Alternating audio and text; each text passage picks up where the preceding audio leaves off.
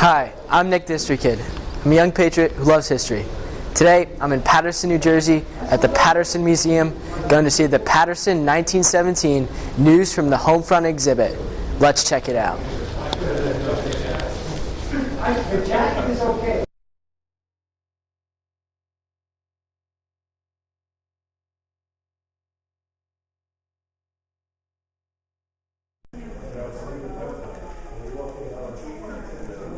This exhibit tells the story of Paterson's involvement in the early months after the U.S. entered World War I.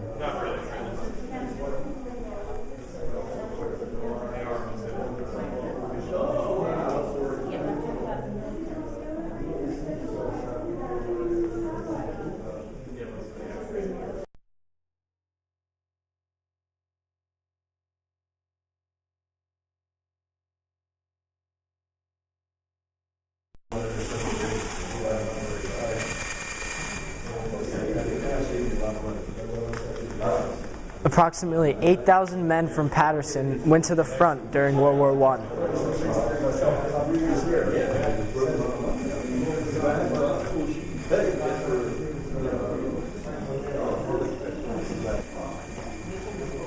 Can we get everybody settled, sit, so we can start our program, please?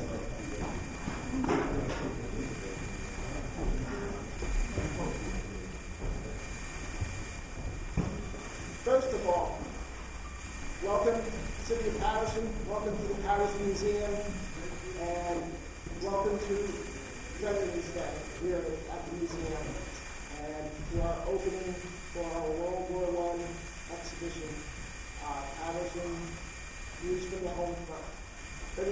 Today is not about the exhibit, it's about the people that serve this country and the services they provided to make America and the world safe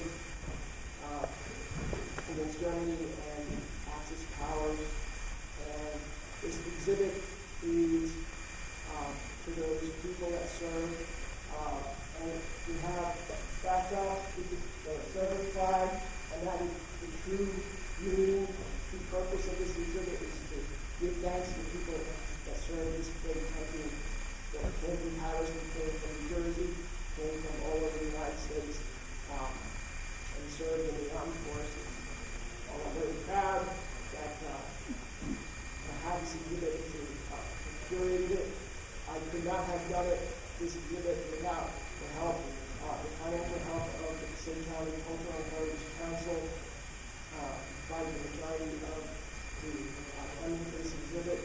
I could not have done this exhibit without the help of people like John Harris and Tony Balistrieri, who were very, very instrumental with a lot of the things that I needed to have in the day. Certainly my intern, Alex Pena, devoted a lot of time, a lot of effort helping me with this. Carl Son for doing all the printing and all the revisions every other day. It's calling up and saying, yeah, I need this, and when do you need it? Well, naturally, I needed it yesterday. This was a great exhibit. I learned a lot about the people that serve. We have a lot of people that serve here in our audience, and I would belabor acknowledging them and having them come up and talk.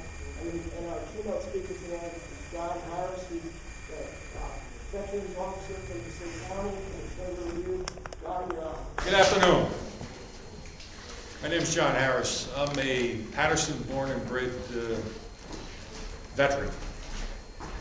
This morning I had the very distinct pleasure to be at the Paterson Post Office and take part in the ceremony today for Veterans Day. And it brings special meaning to me because on the second floor of that post office is where I enlisted in the Marine Corps in 1966.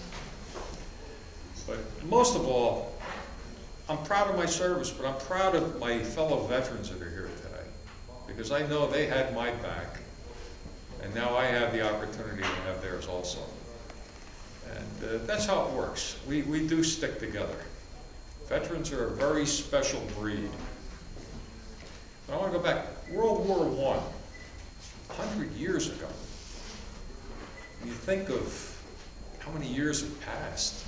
That was the war to end all wars. Sadly, it did. And we entered into many more since. But overall, not just American casualties, the total casualties in that war, I was reading some statistics, 9 million combatants lost their lives during that war. That was a combination of the countries that were involved, and over 7 million civilians lost their lives. An astronomical amount of people that lost their lives. But out of it came several things.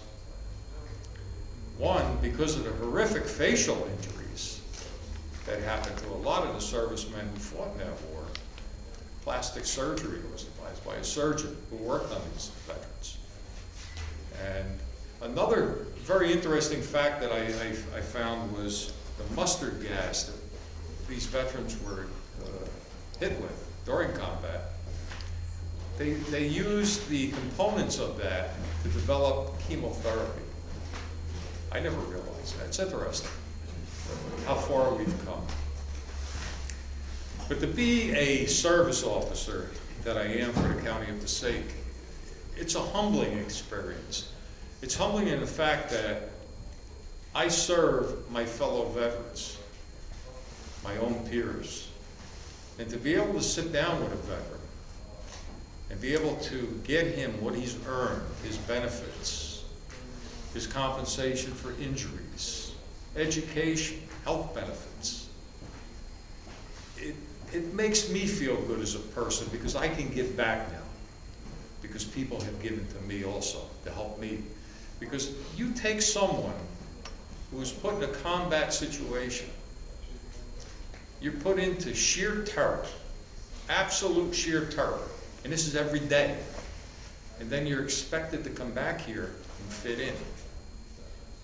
Very difficult thing to do. But in 1979, the vet centers came about. It's part of the VA, but separate from that. Their records and files are completely separate from the Veterans Administration itself. They can't even go in and look at them. So when a veteran comes back and he's suffering from post-traumatic stress disorder, which comes from that sheer terror, he can get the help that he needs. Because my fellow Vietnam veterans in this room, how many do we have? How many served in Vietnam? Thank you, brothers. When we came back, the doors were closed. It was a very unpopular war. We didn't get the welcome home. We got the boot out the door. The doors were closed. It was a very unpopular war. The demonstrators, they just ignored us like we didn't exist, or we were disrespected. But a lot has changed since then. Advocacy. Advocacy is the biggest component of helping a veteran today. To be able to sit down with them and guide them through the system.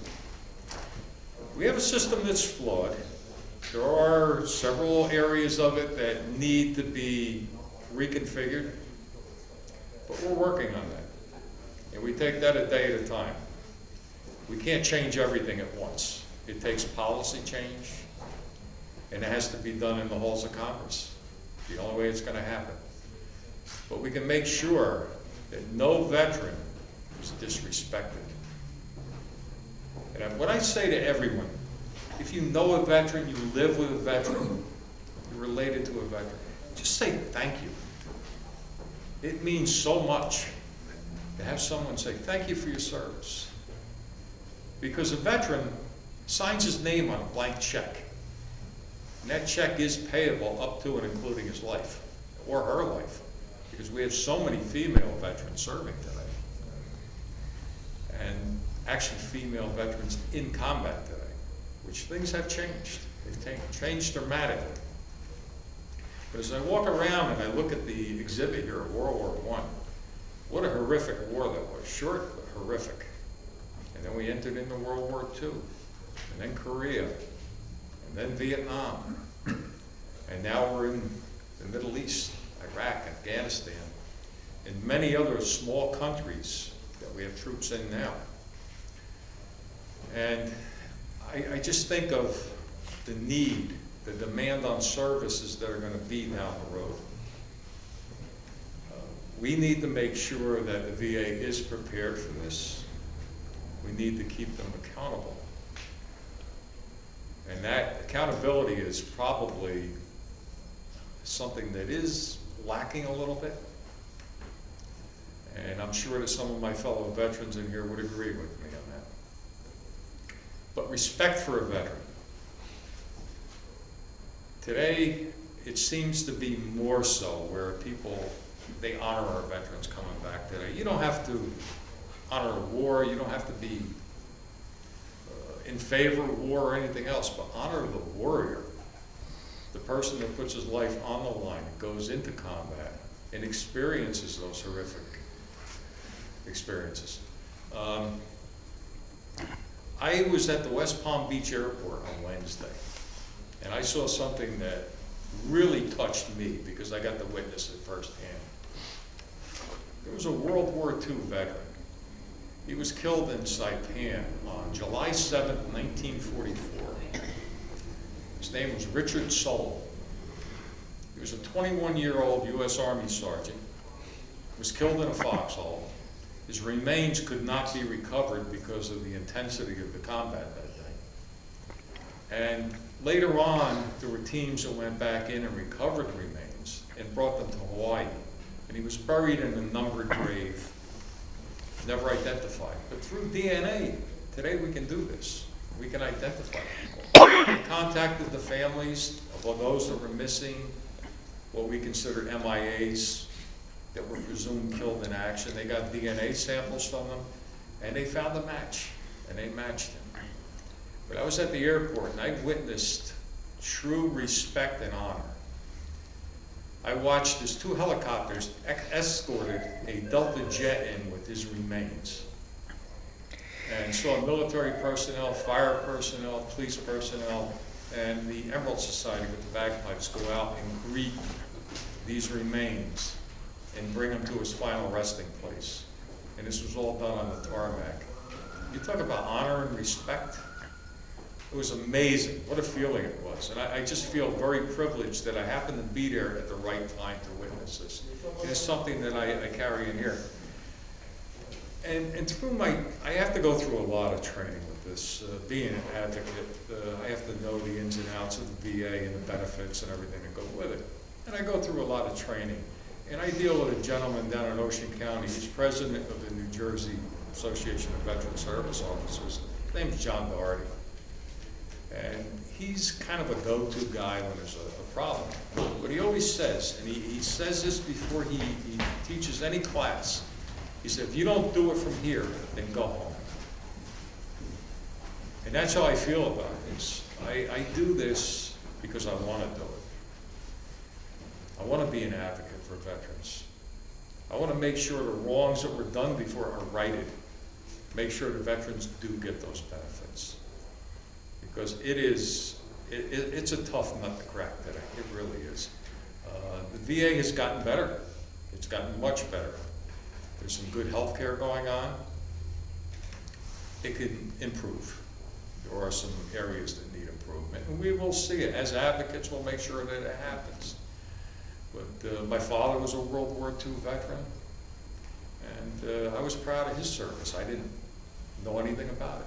My father kept his mouth shut. And like all of us that have been in combat, we never talked about it. We came home and went about our lives. And most of us had to deal with our own demons within. And that's not an easy thing to do alone. But now there is help for that. Like I said, the vet centers. We have 2 of them in North Jersey. It's probably the best thing that ever happened. And we're very fortunate to have 2 because the help for these veterans is there. And it's very, very accessible. The people there care. They're giving.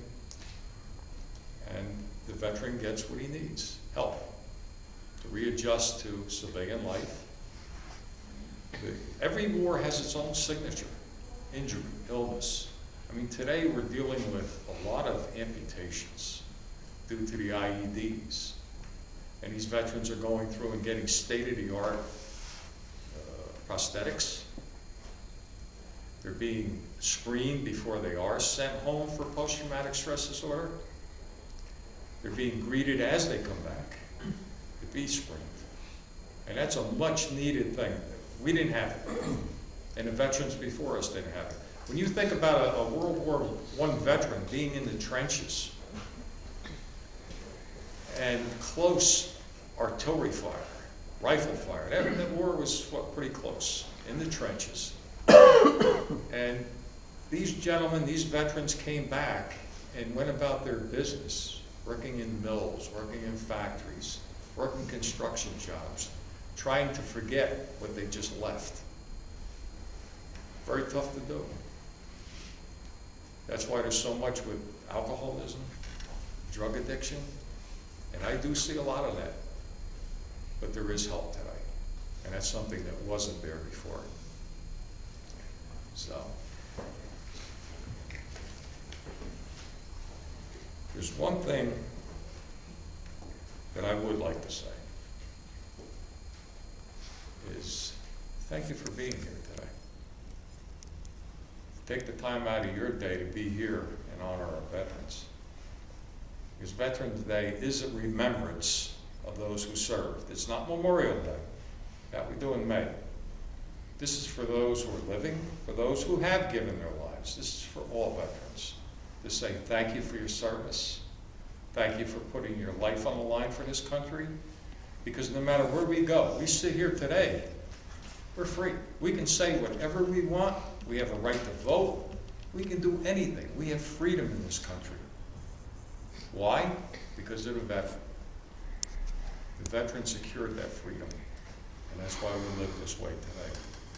And with that, I would like to say thank you. Thank you for having me here today, Bruce. I appreciate it. Makes me proud. Proud to be a veteran. Proud to be amongst my fellow veterans and those who support veterans. Again, thank you very much.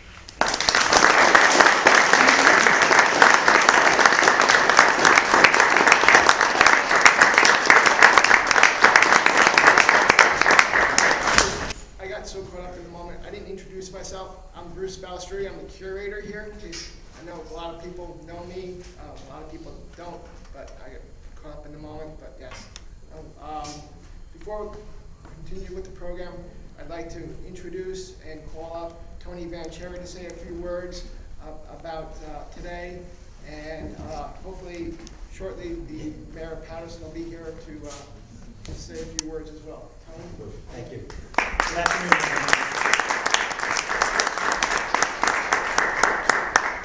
We just came back from our veteran services over at Veterans Memorial Park at Hayden Heights, where we honored two veterans, two former councilmen who grew up right here in Paterson, New Jersey.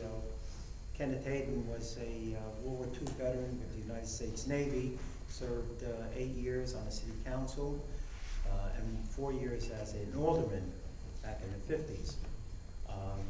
Grew up right here in McBride Avenue with his brother Donald. Donald served as a councilman for 8 years also, council president, served during the Cold War in the United States Army. And we planted 2 trees in their honors, and we put a couple plaques on the overpass of Slippery Rock, where they grew up.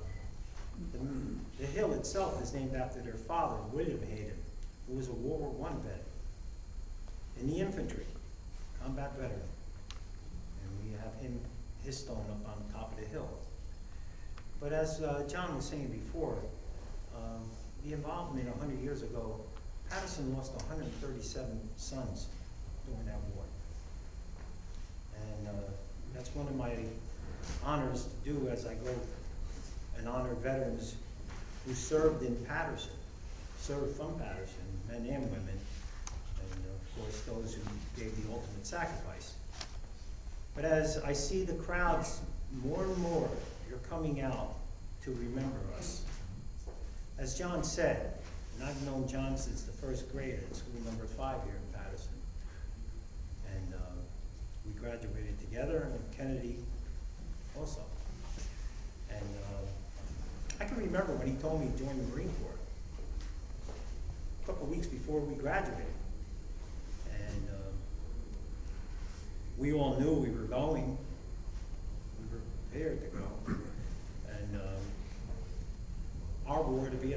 Paterson lost 33 sons.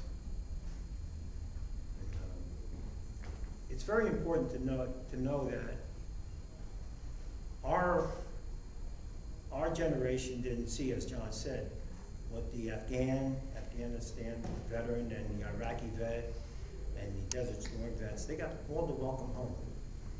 But that's all right. I found my peace with my brothers and sisters from my war.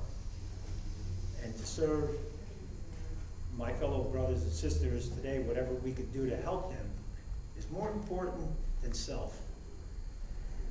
And I learned a lot of things being part of the American Legion with a very dear friend of mine that's here today, is Jonah Parada, who's a Purple Heart recipient.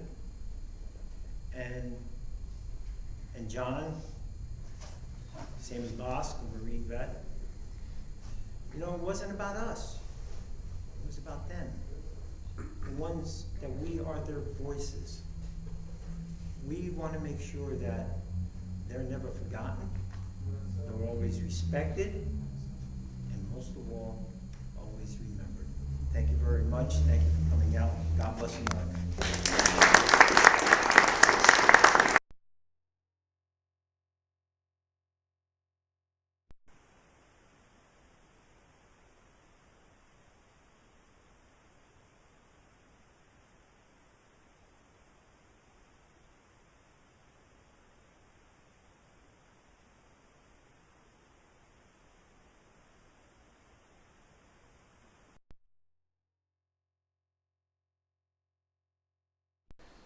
I'm now with Bruce Balistrieri, the curator here at the Paterson Museum. What was Paterson's involvement in World War I? Paterson contributed men and material. They contributed the labor force in terms of getting people to work to build the things that were needed for the First World War. There were textiles, there were machinery parts, there were parts for airplanes. Fuel injection systems were built here for airplanes that were used in France. And really, World War I mobilized Paterson like no other war. The men that went to war had to be replaced. They were replaced by women and children. Anybody that was 16 years of age or higher or later were then recruited to work in the mills to replace the men that went to war. So Paterson was galvanized in that regard. Paterson was involved, the Red Cross was involved in Paterson. The factories were gotten into the patriotic spirit of the day. People, they had rallies for the men going to war. The 5th Regiment was people for the 5th Regiment were recruited here in Paterson, and they were brought to the armory here in Paterson and trained and drilled, and there were ceremonies, there was pomp and circumstance, and so Paterson was tremendously involved in World War I. Very interesting. Thank you, Bruce.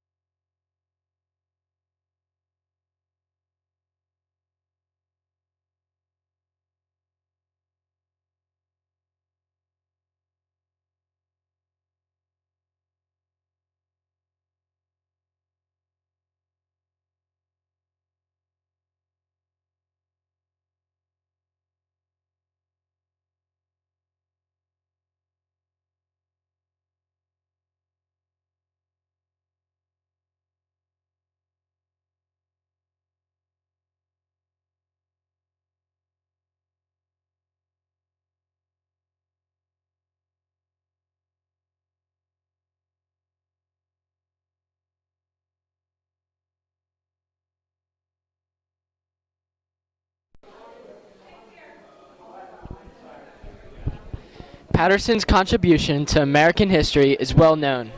From the American Industrial Revolution to its famous hometown heroes like Lou Costello and Uncle Floyd, Paterson did its job in World War I and helped America win the war that would end all wars. Until next time, I'm Nick the History Kid, and remember my state slogan, New Jersey, from the Revolutionary War to the Jersey Shore, both history and fun awaits you.